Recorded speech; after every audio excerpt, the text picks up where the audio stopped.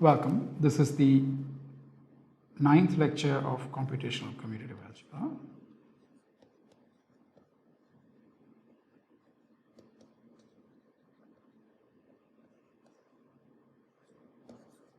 And in this lecture, we will look at the question about solving polynomial equations and some definitions and notions that we have to develop along the way.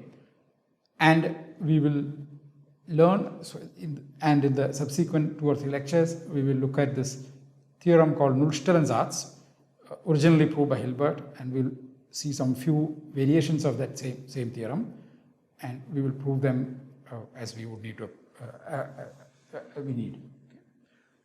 So we ask the following question. K is a field, and we take some m polynomials in polynomial ring over K in n variables. In finitely many polynomials in finitely many variables. Okay. Then we ask this question, does there exist an A which is A1 through AN inside Kn such that Fi of A, this is Fi where we just substitute these values, so it's evaluating the polynomial at the point A equals 0 for all I between 1 and m. Okay. So we know the answer right away. The answer in general is no.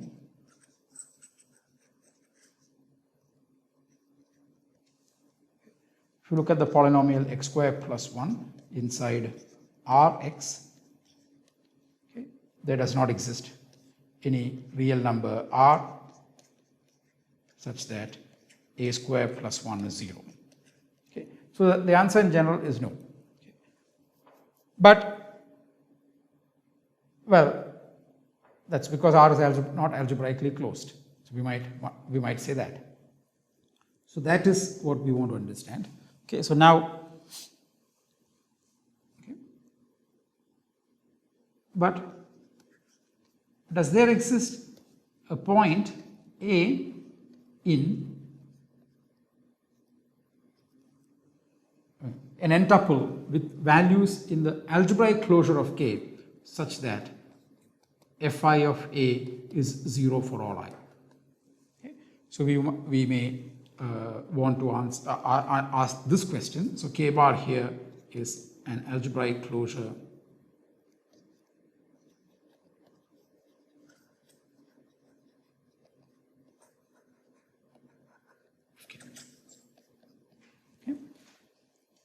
So this at least we can try to solve, okay? And this is what we want to do now.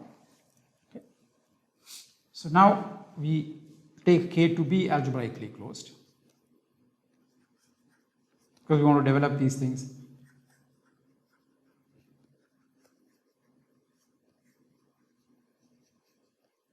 Field. Okay. Even single polynomial in one variable might not have a solution if the field is not algebraically closed. So we would like to work with them. Okay. So R now is the polynomial ring over this field. Okay. And definition. Let I be an R ideal.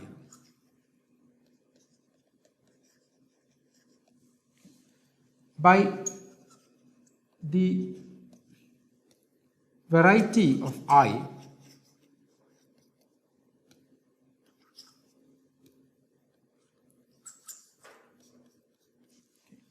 we mean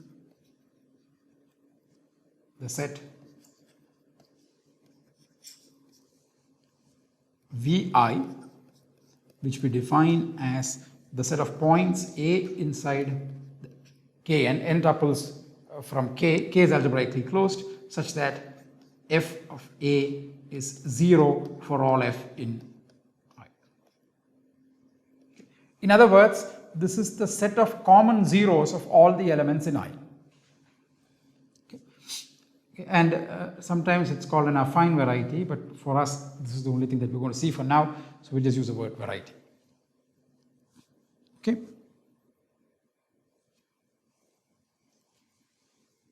definition, a subset Z inside Kn is said to be a variety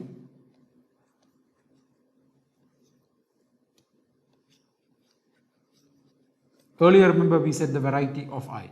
So it's said to be a variety if there exists an ideal I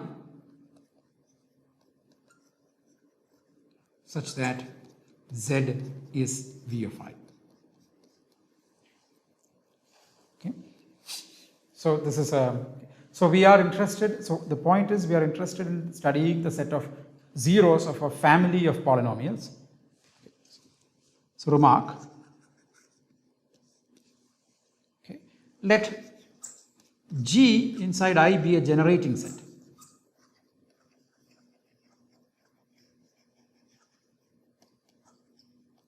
Okay. Then for all A inside Kn, okay, f of A is 0 for all f inside I is equivalent to saying that G of A is 0 for all elements in the generating set. Okay. So this is not very difficult to prove, and I will leave this as an exercise. So if you prove that for a generating set, any such f can be written as an R linear combination of these G's, and evaluating f at A is same thing as evaluating the combination at A, then you will get R of A times G of A, and then so you can write this condition. And okay, so here are some basic properties.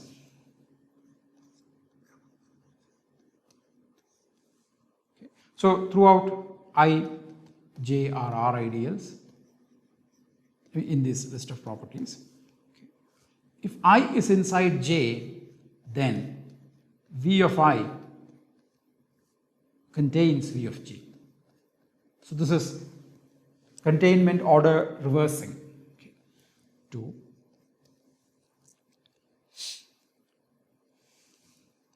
V of I intersect J is the same thing as V of Ij, and that is the same thing as V of I union V of J. So union of two varieties is a variety. Okay. 3. V of I plus J is same thing as V of I intersect V of J. Okay.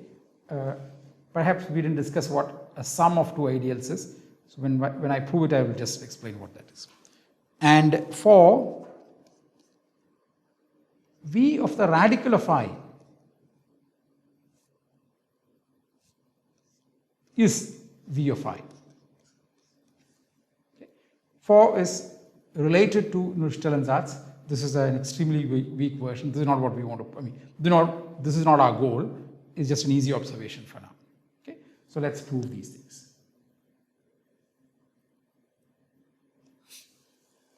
Okay. So 1.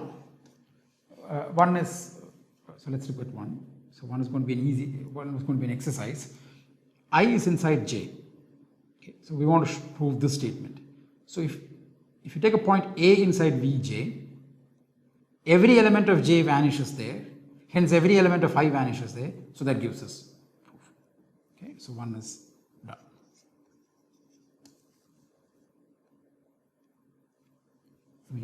Okay, or you should rewrite. There should be more. You should write. Whatever I just said, you should write it out. 2.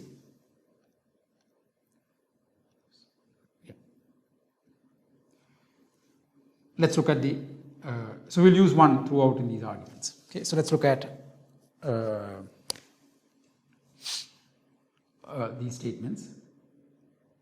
Okay, so notice that the product Ij is inside I and is inside J, and the intersection is clearly inside I. Okay, and also intersection is inside J. Okay, so this thing, applying 1 to this, we would get that V of I is inside V of I intersect J, which is inside V of ij. Okay. So this is just a use one. Okay. We have this order and V reverses that order. So this is the smallest, this is the middle one, and this is the largest. Okay. Similarly, V of j is inside V of I intersect j. Same reason, we could have put a j there. This is inside V of ij. Okay. So hence these are subsets of this set. So the union V of I union V of j is inside V of I intersect j, which is inside V of ij. Okay. So what we need to prove is this. This is contained inside here.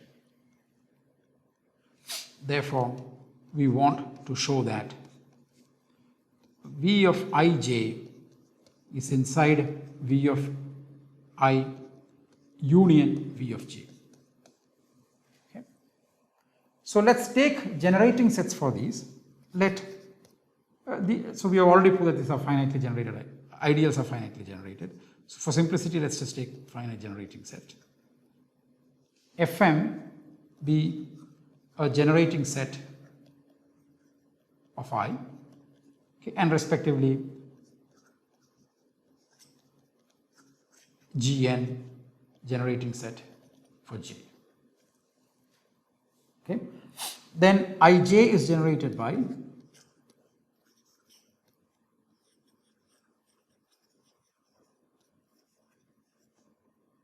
the product fi gj. Okay, so this is 1 less than I less than or equal to m, and j 1 less than or equal to j less than or equal to n. Okay. Now we ask, okay, so then we already noticed that therefore V of ij is equal to V of this set. So let's call this set G.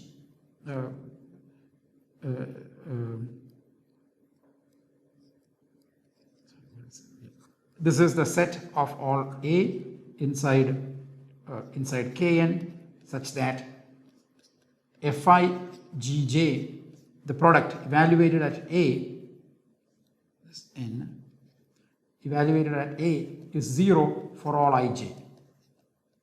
Ij in this in that range. Okay. So now this is the remark that we made earlier. But what does this say? Suppose,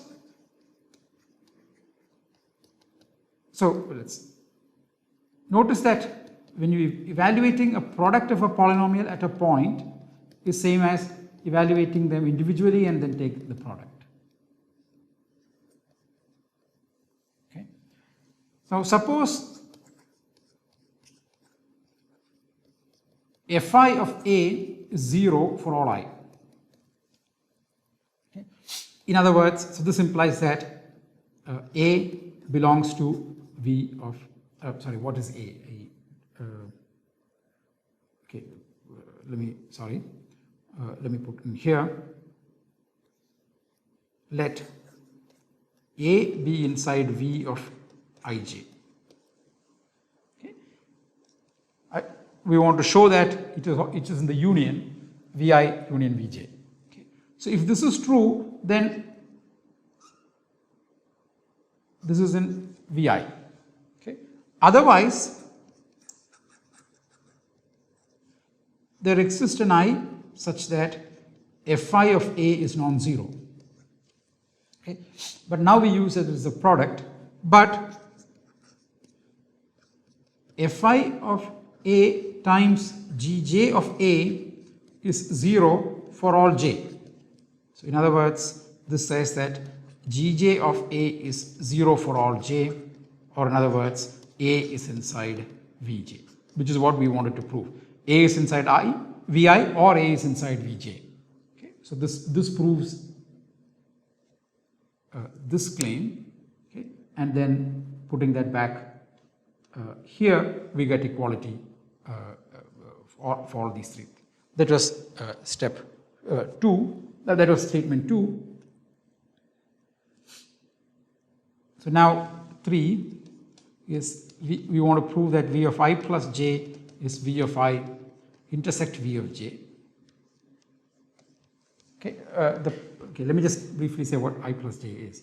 So, okay, by I plus j, so if you, so this is in general for any ring, not just polynomial rings, etc. I plus j just means the set of all a plus b, where a is inside I and b is inside j. Okay, is an ideal.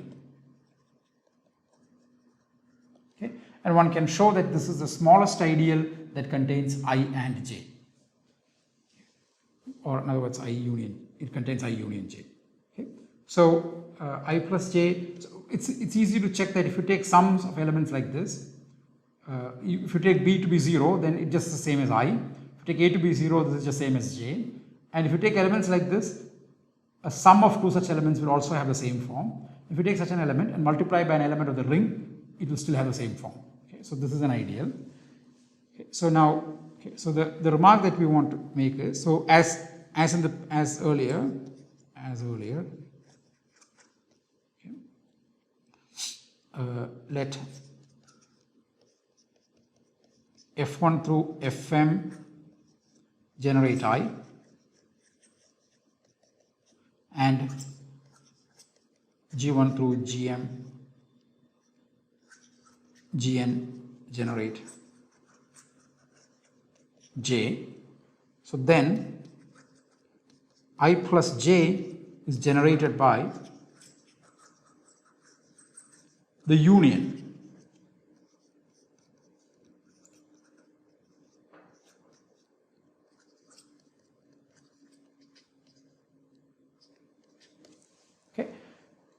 So then, okay, so if a point is inside here, then it vanishes for these and for these, which proves that it is in the intersection. Okay, so now the rest is, okay, complete the proof. I'll say it, but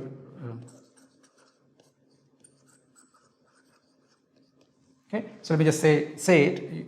You should write out the details. F1, so what is v of I plus j? So it's a point which at which these functions and these functions vanish.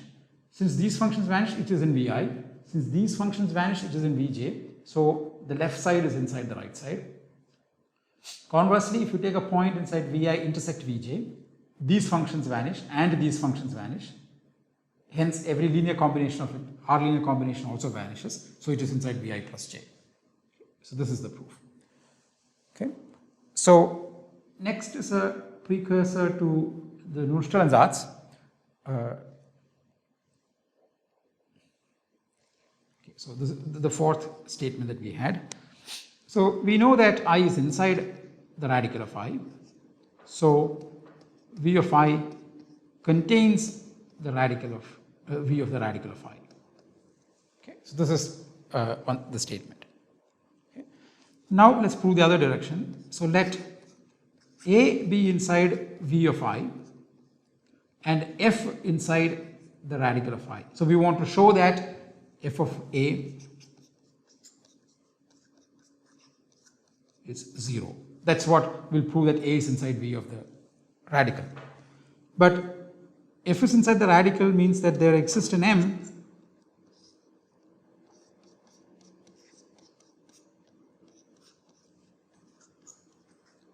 such that f to the m evaluated at A, f to the m is inside I,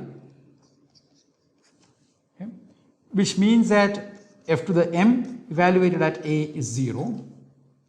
But what is this? This is the same as f of A evaluate to the m. So now this implies that f of A is 0, which is what we wanted to prove. Okay. So an ideal and its radical have the same variety.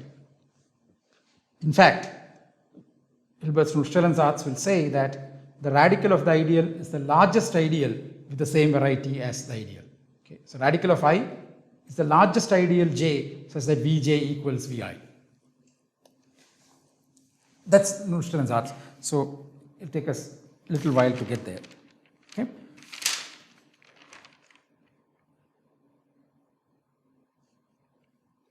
Okay.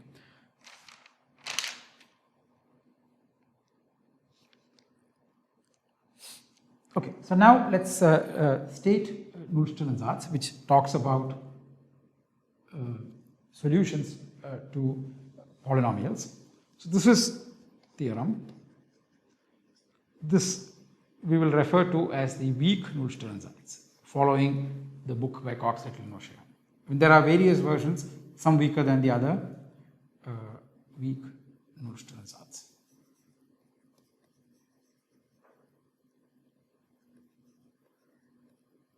Okay, so what does this mean? What does the word Nullstellensatz mean?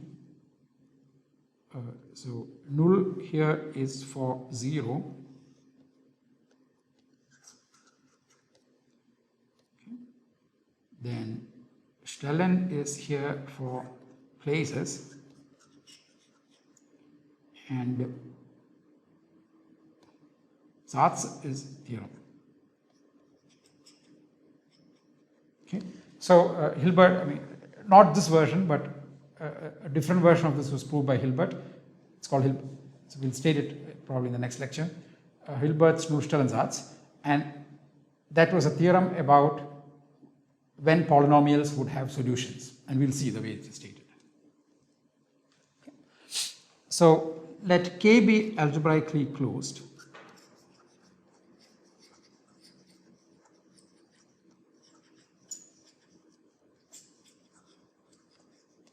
Okay. I an ideal of R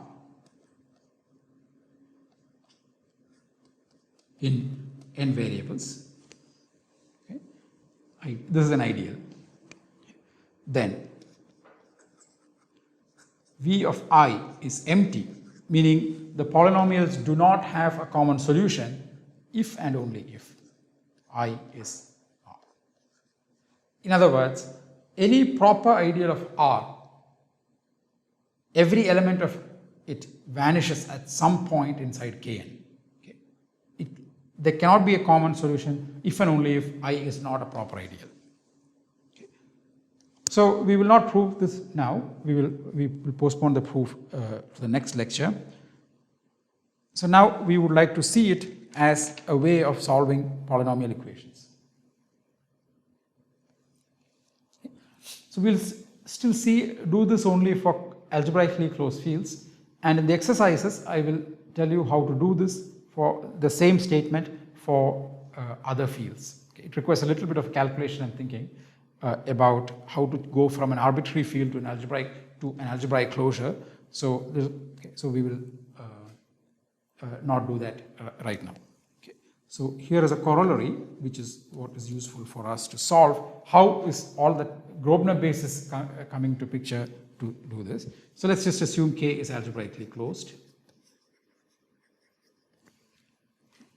F1 through Fm inside polynomial ring. Okay. Then let I be the ideal generated by them. Then the system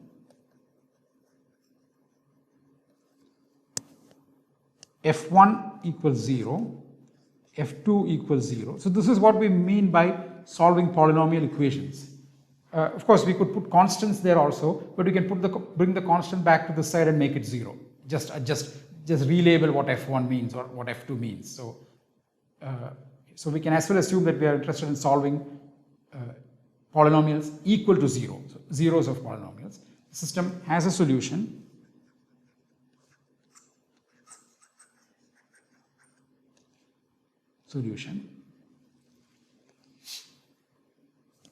If and only if 1 is not in any, 1 is not in Grobner basis of I. Okay. So here, here is an immediate application of what we have studied so far. And whether 1 is in a Grobner basis, so this is again, I mean, it can be rephrased as an ideal membership problem, but it's easier to state, at least it's easier to visualize this way. There are algorithms which will compute Grobner basis. So given F1 through Fm, we just put these into the algorithm. It will give us some G1 through Gn, which is a Grobner basis for 1, and you just check if 1 is there in it or not. If one or any constant is not there, then it has a solution. Okay, so this is a very convenient computational way of determining. So of course, this is not actually giving us the solutions. It actually only tells us if the system is consistent. So there are other ways to solve the system, but that we are not ready to discuss them now. Okay, so let's prove the corollary. Okay, and in the exercises we will remove the requirement of algebraically closed in this part, but however we can never determine using these arguments whether there is a solution in that field itself. So I mean, all of these arguments will only give us a solution if there is a solution in the algebraic closure, and we'll see some example. See an example. Okay, so the proof is not very difficult at all. Proof. Okay, system is consistent.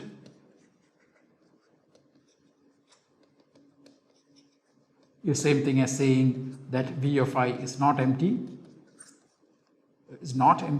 This is the same thing as saying I is not R. I is not R. So we want to show that this is the same thing as this is the same as saying 1 is not in the ideal. But what does this say? This is the same as 1 is not inside I. If 1 is inside I, then every ring element is inside I. Conversely, I mean, if I is equal to R, then 1 is inside I. So this is equivalent. But notice that this is a monomial. 1 is a monomial x1. So therefore, this must, okay, 1 is not in a Grobner basis.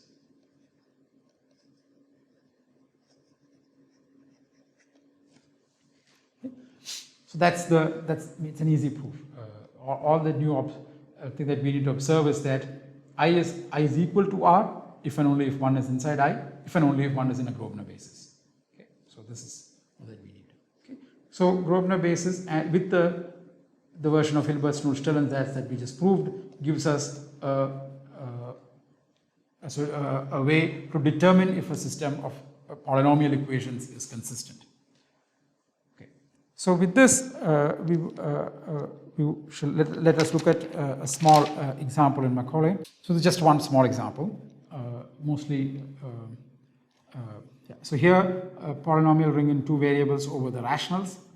F is x squared minus 1 and g is x minus 2. Okay. So this is not going to have a solution. They're not going to have a solution in the integers, because if g equals 0 means, this is not going to have any solution over any field. G equals 0 implies that x is 2, but if x is 2, then x squared cannot be 1. Okay, it is true over, I apologize, it is true in Z mod 3, but it is not going to have a solution in Q. Okay, so, that is just, I forgot to put a semicolon here, so it just gave the output of what G is. It suppressed the other output, so let's ignore that. We ask generators of a Grobner basis of the ideal generated by F and G, and it returns 1. So 1 is there in a Grobner basis, and this system is inconsistent. X squared minus 1 equals 0, x minus 2 equals 0 is inconsistent. I mean, this we can do it by inspection by ourselves, but if you had a larger system in many variables, this is a convenient way. Let's look at a slightly different example. X squared plus y squared minus 1. So this is the equation of a circle, if you're thinking about it in R2. Okay. And then we ask this equation along with x minus 2. Of course, this has no solution in rationals, because if x is equal to 2, then you can't get x square plus y square to be 1. Let's compute Grobner basis. But the Grobner basis does not contain 1. And the reason is, well, let's look at this way. X equals 2, y equals I times square root of 3. That is, y square plus 3 equals 0 is a solution.